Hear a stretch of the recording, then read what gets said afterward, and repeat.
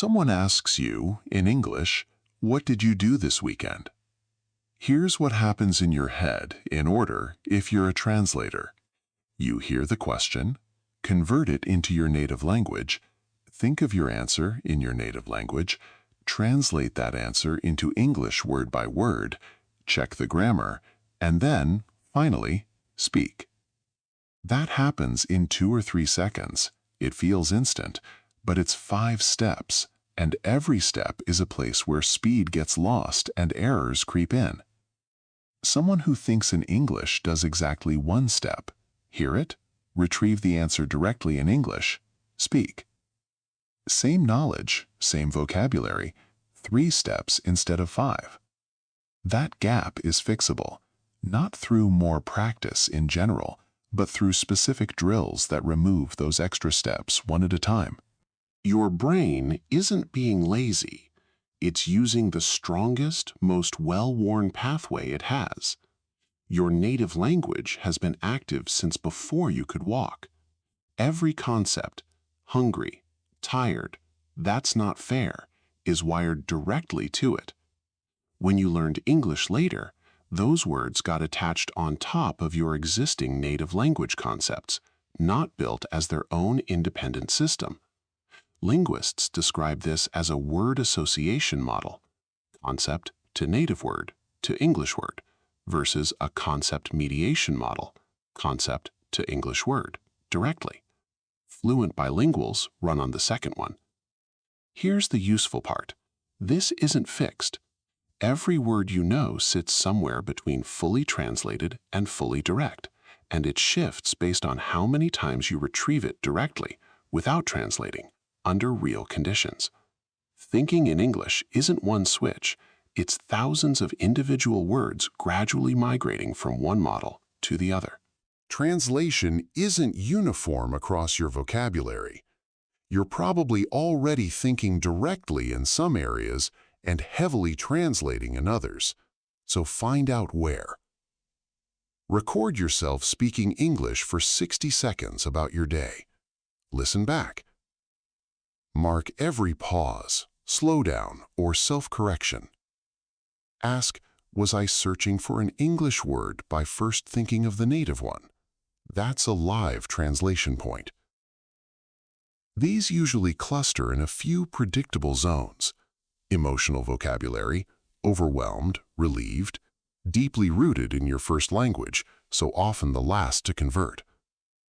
Numbers and math, extremely common even in advanced speakers. Idioms and culturally specific concepts that don't map cleanly onto English, and domain-specific vocabulary from a job or hobby you learned natively. Knowing your specific zones matters. It lets you drill where you actually need it, instead of generic practice that reinforces words you've already converted. The English-only inner monologue. Set a timer for 2 to 5 minutes. Narrate your own thoughts internally, in English, as they happen. I need to call the bank. I wonder what's for lunch. The rule? When a thought slips into your native language, don't panic or restart. Just redirect back to English and keep going. This is the core drill, because internal monologue is where thinking in a language actually lives, separate from spoken output entirely. Targeted zone drilling. Take whichever zone showed up most in your diagnostic and drill it specifically. If it's numbers, say simple math and prices out loud in English only, using real numbers from your day. That's about $40.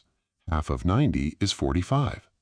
If it's emotional vocabulary, pick 5 words, attach each one directly to a real memory instead of a translation, and say a sentence with it out loud.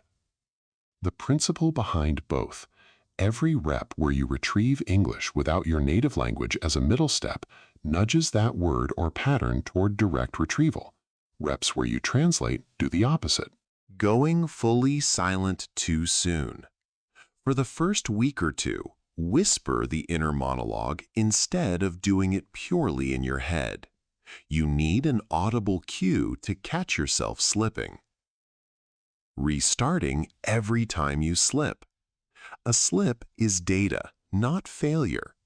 Redirect and continue. Don't punish yourself mid-drill. Picking a target too vague to drill. Think in English about my emotions isn't drillable. Say, I'm overwhelmed and I'm relieved without translating is. Narrow it down before you start. Never rechecking your progress. Re-record that same 60-second diagnostic after a week. Vague self-assessment is unreliable. Most people underestimate their own progress because gains feel gradual from the inside. A recording gives you real before and after data instead of a guess. Days 1 to 2. Run the diagnostic. Identify your top translation zone. Then do 2 minutes of inner monologue plus targeted drilling on that one zone. Days 3 to 5. Extend the monologue to 4 minutes and add a second zone. Day 6. Re-record the same diagnostic and compare pause counts to day 1. Day 7. Rest the formal drills, but let the inner monologue run in short bursts whenever you remember. Repeat, rotating which zone you target based on what each week's diagnostic reveals.